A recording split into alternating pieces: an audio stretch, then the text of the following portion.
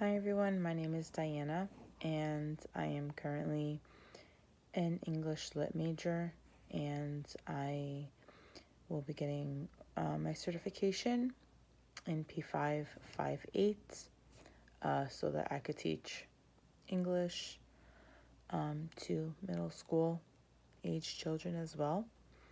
But I'm going to be changing my education route. Instead of a general education, I want to do special ed, but I want to focus primarily the special ed and younger children. I do enjoy working with younger children better. I just have a special connection with working with younger children. I am currently an autistic paraprofessional at a school district. We primarily focus on ABA. If any of you know, it's applied behavior analysis for our special needs children. And that's really what I want to do. Okay, so let's get started on questions. I have some notes here just to keep myself organized about speaking points. So why do you think studying child development is important for you as a future educator? I think that it's important studying and knowing child development because as an educator, you really need to know where your students are developmentally. You need to make sure that when you're teaching them, you're teaching something that is age appropriate to their cognitive level, to their behavioral level, to all aspects, of their being, of their fundamental being as children, as far developmentally and where they are. And with that, you need to, with learning child development, you can see where the children's strengths and where their weaknesses are, so that this way you can take their weaknesses and build upon that so that they can become strong or that they can attain skills and tools so that they can succeed in the future. So in knowing and understanding child development and how children develop in their different phases of their education career, it's important as teachers that we know where they are and where they fall. Also, knowing child development can help you become more of an understanding and sympathetic teacher, so that you can be just a little bit, more caring to the child's needs and wants, and things of that nature. Okay, moving on to the second question. Why do you think understanding the process of child development will help you to improve the lives of your students?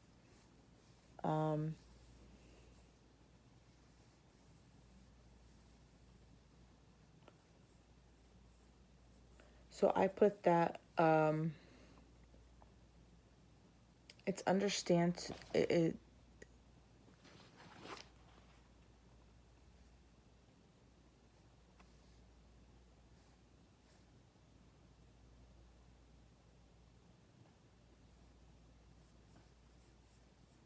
So it'll help improve the lives of children by understanding child development, so that I guess kind of with some points that I said in the first question, so you can be an understanding teacher.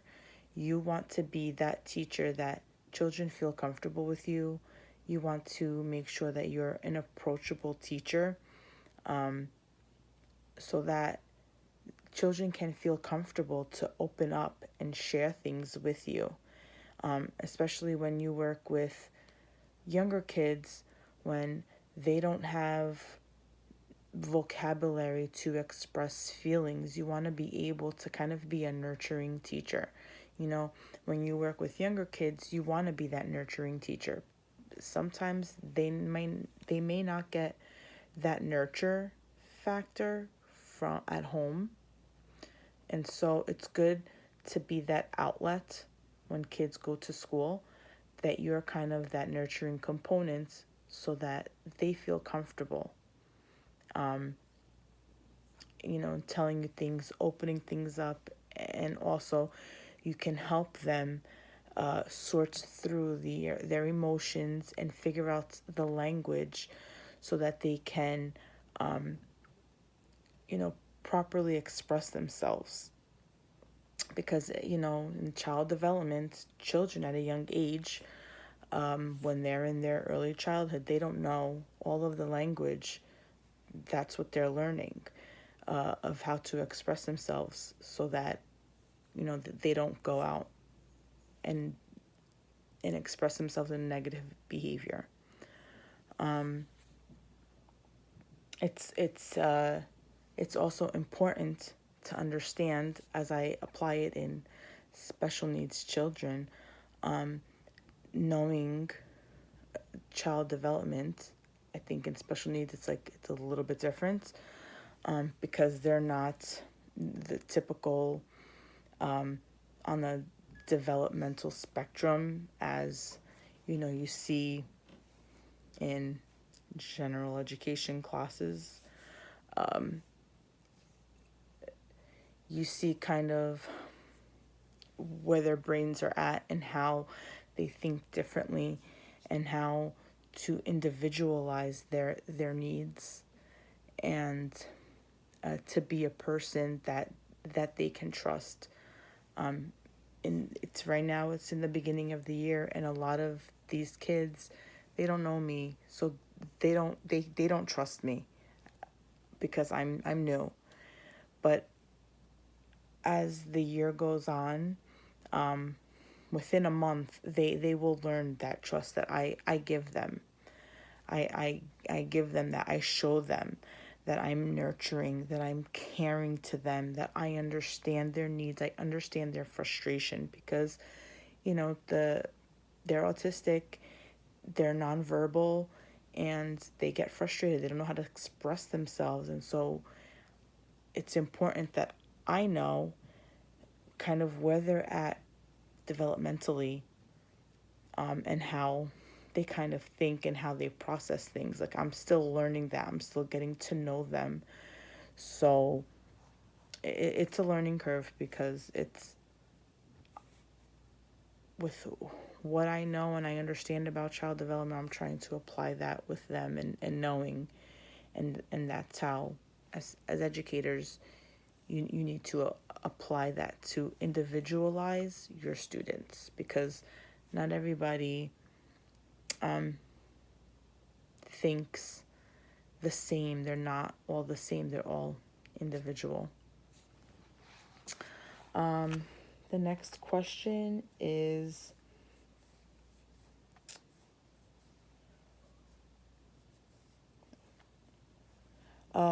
what do you think schools can do to provide a well-rounded educational experience for students? That's a controversial issue for me. That's a controversial question. Do I think schools do a great job at offering students a well-rounded education? Eh. I feel some school districts do better than others.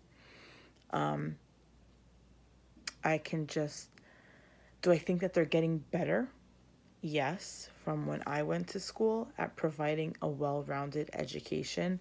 I just think about my learning experience when I went to school. It's not like what it was today, like how it is now. Like, for example, Schools have currently STEM programs and STEAM programs, which is awesome. Not all schools offer this. I think all schools should offer this program. It's a great program. It teaches children critical thinking.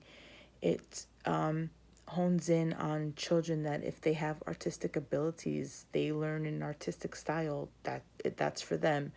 They like the mechanics, the components of putting things together. That's for them. They like mathematics and numbers. That's for them. They like science and know how things work and all that. That is for them. And that's a great source and that's a great outlet for students. Although I think that many schools use STEM and STEAM to, they use it for like a group of students, which I don't think that that's fair. I don't think that that's helping out students to become well-rounded. If you're limiting and if you're only opening that platform to certain students, it's not fair, because I've seen it. I've seen it in school districts where they'll only open that to gifted students and not to students that are average or falling below the average line, because I feel like students that fall below the average line, they're basing their success on standardized tests. And although standardized tests serve a purpose, I feel like that doesn't measure their true potential in what they can do as a person.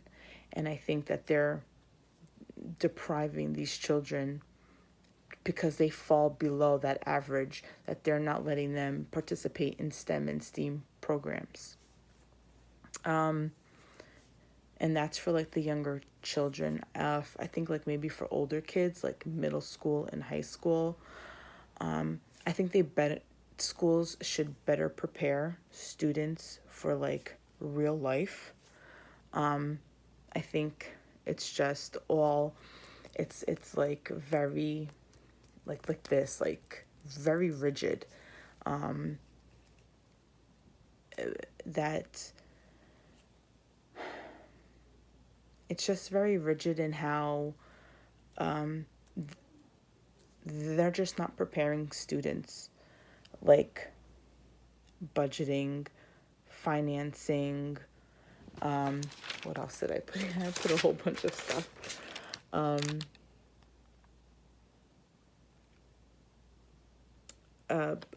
Preparing for college and what's to come of college, or if they're not going to pursue college, what are their options?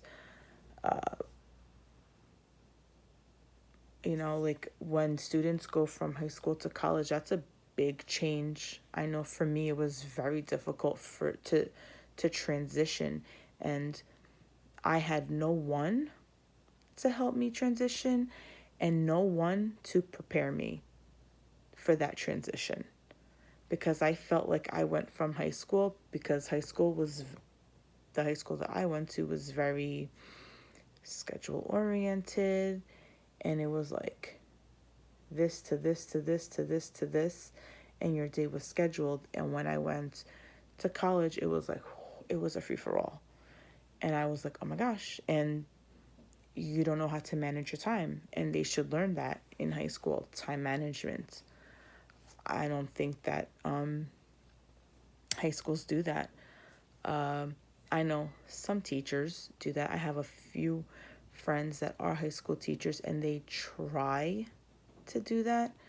Like they give a syllabus at the beginning of the semester, and they work off of the syllabus so that they know, hey, when you go to college, this is what your professor's going to do. They're going to give you a syllabus, and you need to be responsible for this, this, and this. And you have to know when it's done, because they're not going to chase after you. So, things like that. I think as far as like the real life, I know a lot of them, they have like the parenting classes, so that I guess that kind of prevents them from having teenage pregnancy, and I guess it does work to an extent. But I think that like the older grades, middle school and high school, really need to prepare students a little bit better in real life. Like they should offer real life classes, and how real life is going to be, you know? So those are my feelings on that.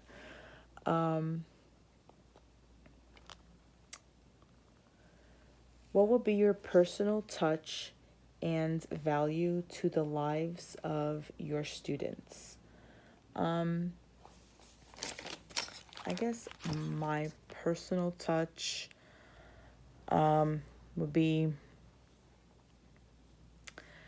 it's important to really know your children, your students, and know what their, you know, I guess what their weaknesses are, what they lack in, so that you can help them. I guess in my mind, if I think like if I were to be an English teacher, for an example, for a middle school, obviously I would promote language and expression of language, and having an outlet for it, and having kids journaling, and journaling how they feel, you know, their emotions, and not penalizing them for journaling. I would do this just as a way for them to express themselves, and if they want to share something, they can share something, and it could be anything from poetry to whatever that they want. And you know, they could do lyrics for music, they could write that in a journal, and if they would allow me to read it so that I can know them better, I think that would be a great way for me to kind of show my personal touch in letting my students know, hey, I want to get to know you a little bit better. And so this way I could pinpoint certain things, so that when I'm in like a big class of like 30 students, I know, like, okay, this student likes and this, and that student likes that, this, that, and the other. And when I do my lessons, I can kind of make it so that I can grab the attention of all the kids, and so that they can be engaging. Do class discussions so that they can have an opinion. I want them to feel like their voice is being heard. Like I want to treat them like an adult. I think when you're working with older kids, middle school age, high school age,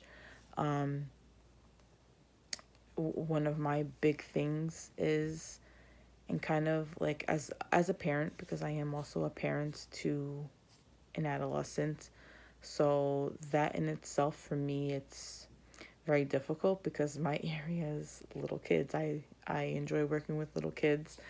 As a parent, my strong suit was when he was little. When he got to that adolescent age, like 11, 12 years old,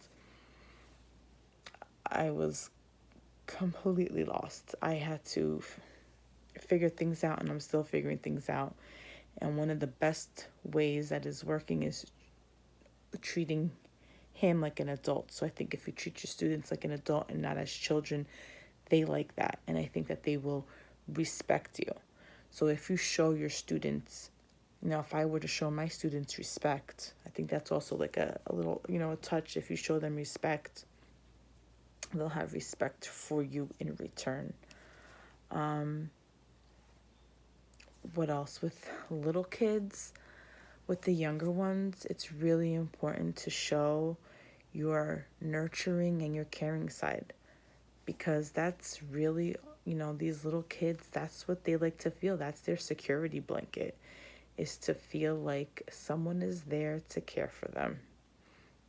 Even with me working with the special needs kids. That's how I get them, like when I show like I care about them, or when I show, some form of an appropriate, uh,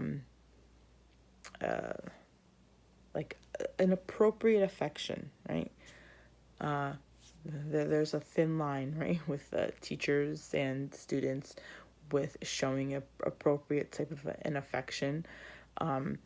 But because I work with the little ones, we get them when, early intervention when they're 3 years old, and they stay in our program until they're 5. So at 5 years old, they leave. They get reevaluated, and they get placed in a school that or in a program that better suits their needs. That's how the district works. Is where I work at. So I work with the preschool children, but it's public school. It's not like a daycare or anything. It's an actual public school. And when I show the children, like some type of a sympathy for what they're going through, I notice that they'll attract to me more. They'll come to me more when when they're not verbal. So if they need to use the bathroom, they'll gravitate to me, like, oh, can you help me go to the bathroom? And knowing them at that level, knowing their likes. So if they like cars, like grab a whole bunch of cars and be super excited and play with them. So it's very important that you're an observant teacher and know what your children like, so you can really grab them. So that's it. I'm sorry if this was super duper long. But that's it. Bye, everyone.